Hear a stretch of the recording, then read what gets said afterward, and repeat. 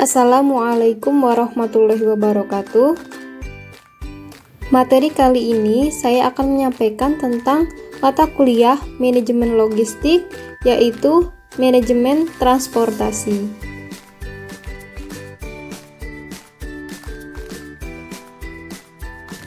Perkenalkan, nama saya Desi Ratna Haryanti dari kelompok 3 bersama dengan teman saya Lena Hadianti. Kami akan menyampaikan materi ini. Materi yang akan kami sampaikan yaitu yang pertama, pengertian transportasi, yang kedua, unsur transportasi, yang ketiga, manajemen transportasi, yang keempat, fungsi manajemen transportasi, yang kelima, kesimpulan, dan yang keenam adalah daftar pustaka. Pengertian transportasi menurut Abbas Salim tahun 2006, transportasi adalah kegiatan pemindahan barang atau muatan dan penumpang dari suatu tempat ke tempat lain. Unsur-unsur transportasi yaitu yang pertama, ada muatan yang diangkut, yang kedua, tersedia kendaraan sebagai pengangkutnya, yang ketiga, ada jalanan yang dapat dilalui, yang keempat, ada terminal asal dan terminal tujuan, yang kelima, sumber daya manusia dan organisasi atau manajemen yang menggerakkannya.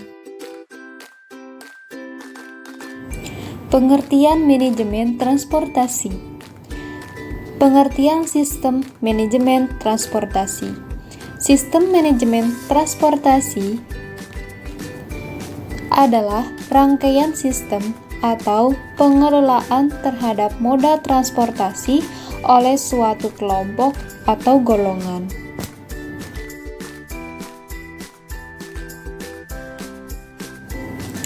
Ada 6 pihak dalam manajemen transportasi menurut Bowersock tahun 2013, yaitu yang pertama, pengirim atau shipper, seringkali disebut sebagai konsignor. Yang kedua, penerima atau receiver, yang juga disebut sebagai konsigne. Yang ketiga ada perusahaan penyedia jasa transportasi atau carrier and agent. Yang keempat ada pemerintah atau government.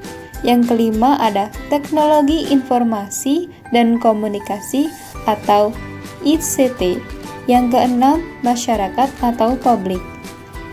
6 pihak dalam manajemen transportasi ini akan dijelaskan oleh teman saya Lena Hadianti di slide berikutnya.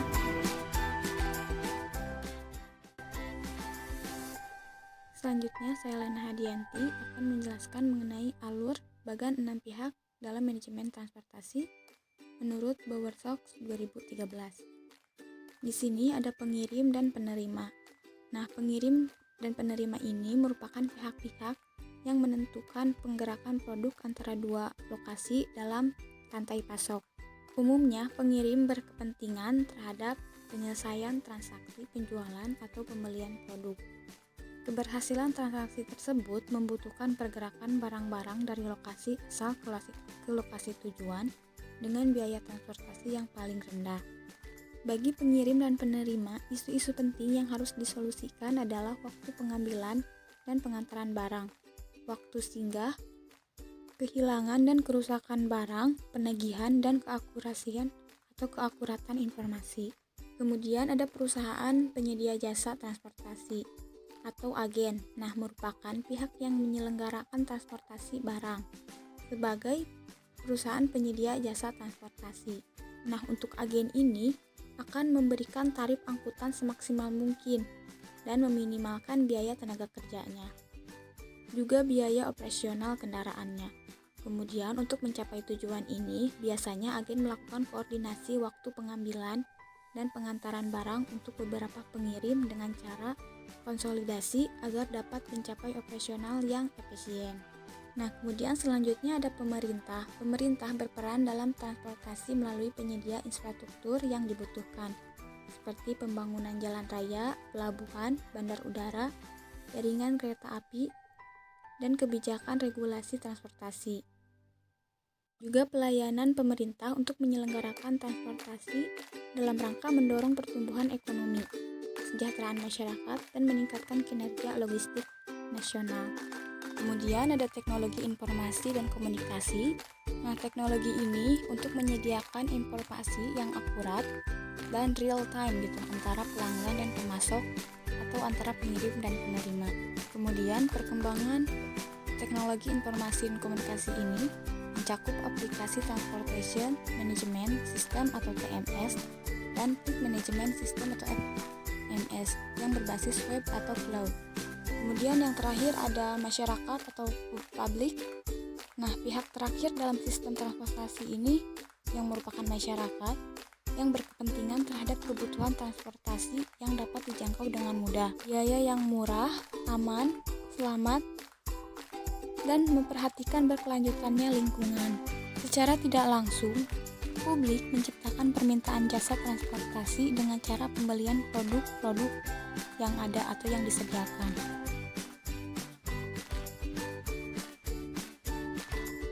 Selanjutnya ada moda transportasi. Nah, berbagai moda transportasi ini yang dapat digunakan. Yang pertama ada transportasi darat, inland atau transportation, yang menggunakan transportasi jalan raya atau railroad dan kereta api atau railway. Nah, yang kedua transportasi laut atau ship freight. Kemudian ada transportasi udara atau air freight sama penggunaan pipa atau pipa line. Nah, biasanya untuk yang darat itu ada kereta api. Nah, moda kereta api ini tepat untuk transportasi barang-barang yang memerlukan kapasitas besar, berat, densitas tinggi, dan jaraknya jauh. Kelemahan moda kereta api ini juga terletak pada kekuatan dalam pengaturan lokasi, asal dan tujuan, waktu, muat, dan bongkar barang dari waktu singgah. Kemudian juga ada truk. Nah, bisnis transportasi truk terdiri dari dua segmen utama, yaitu TL atau truckload dan TLT atau less than truckload. Nah, untuk jarak jauh, trucking lebih mahal dari kereta api, tapi menawarkan keuntungan fleksibilitas pengiriman door to door dan waktu pengiriman yang lebih pendek. Selain itu, trucking tidak memerlukan transfer antar pick up dan pengiriman. Untuk TL, umumnya pengangkutan barang-barang dengan total lebih dari 6 ton yang tidak memerlukan pemberhentian antara dari lokasi asal ke lokasi tujuan.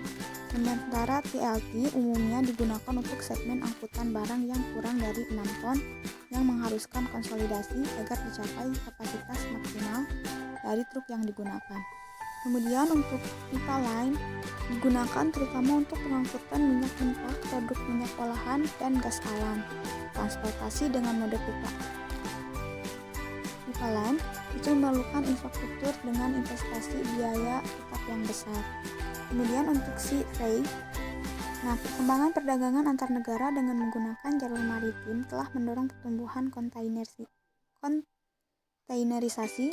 Hal ini telah menyebabkan permintaan sea freight yang lebih besar, lebih cepat, dan kapal yang lebih khusus untuk meningkatkan ekonomi transportasi kontainer. Selanjutnya untuk air freight itu operator transportasi udara atau air freight ini menawarkan layanan transportasi yang sangat cepat, namun dengan biaya transportasi yang sangat mahal. Nah, penggunaan air freight lebih tepat untuk barang-barang ukuran relatif kecil dan bernilai tinggi, atau pengiriman barang yang memerlukan waktu cepat dan jarak yang jauh.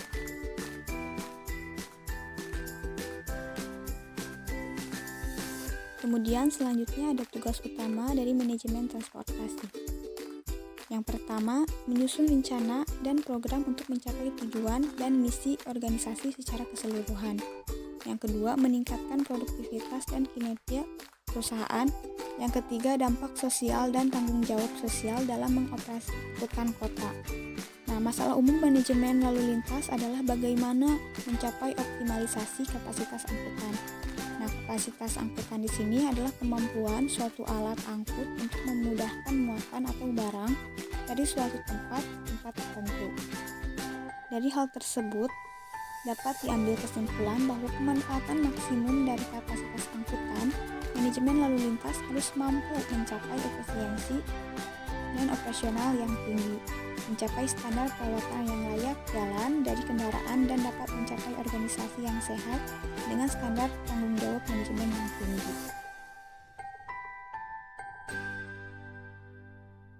Dan selanjutnya ada fungsi dari manajemen. Nah, yang pertama ada perencanaan atau planning. Perencanaan di sini merupakan skema kegiatan atau cara yang dirumuskan sebelum melakukan kegiatan agar tujuan dapat tercapai dengan maksimal. Sebagai perusahaan yang bergerak di bidang jasa transportasi, maka perlu adanya perencanaan yang meliputi hal berikut. Yang pertama, area dan gedung pengoperasian, yaitu merencanakan tempat yang strategis sebagai pusat pengaturan kendaraan, meliputi kantor sekretariatnya, lokasi parkir resmi seluruh armada, dan tempat reparasi dan alat-alat pendukung lainnya. Kemudian yang kedua ada kapasitas, yaitu dengan mengetahui terlebih dahulu kuantitas trayek atau rute yang biasa jadi tujuan masyarakat. Dengan mengetahui kuantitas rute, maka dapat diperkirakan berapa jumlah armada bus yang akan dioperasikan dan jadwal perjalanannya. Kemudian yang ketiga ada penentuan jumlah kendaraan dan waktu perjalanan, yaitu dengan menentukan jumlah kendaraan yang dioperasikan dalam satu hari. Karena membutuhkan modal besar, pihak bus harus berusaha memperkecil kuantitas bus yang diperlukan agar lebih efisien. Kemudian selanjutnya ada koneksi dan sosialisasi. Nah, koneksi di sini merupakan orang atau lembaga yang diharapkan dapat berpartisipasi dalam perusahaan jasa transportasi. Dan sosialisasi sangat dibutuhkan agar saat perusahaan beroperasi, masyarakat sudah mengetahui maksud dan tujuan didirikannya perusahaan jasa transportasi tersebut.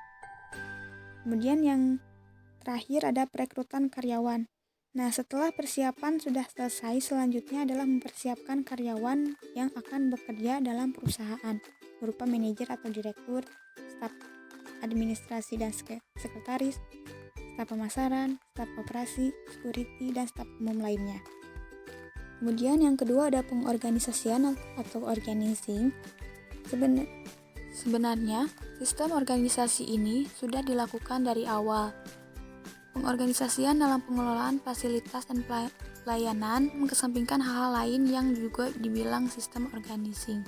Proses ini berupa pengawasan dan penugasan dan pembagian kerja secara vertikal maupun horizontal.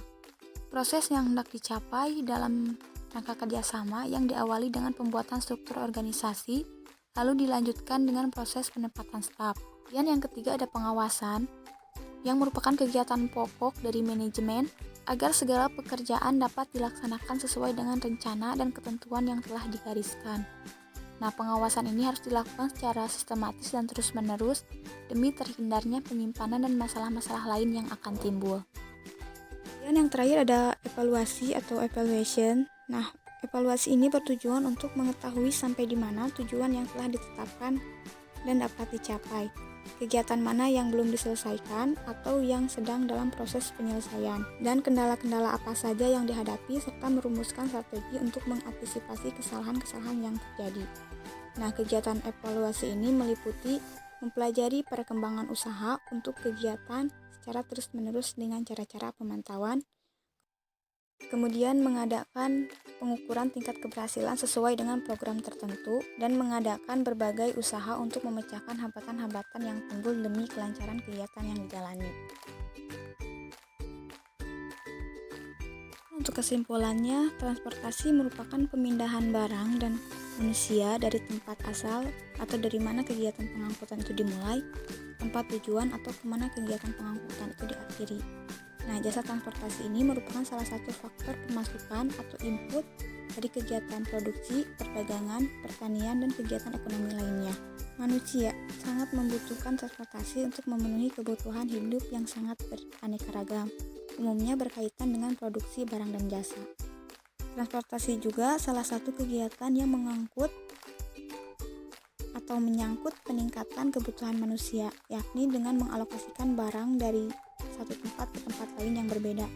maka sangat perlu adanya perusahaan yang mampu memfasilitasi keperluan transportasi ini. Nah, manajemen juga harus memiliki beberapa fungsi, yaitu mengenai perencanaannya seperti apa, organisasiannya, pengawasan, dan evaluasi yang harus dilakukan. Yang semua itu harus diaplikasikan demi kelancaran mobilitas ekonomi masyarakat.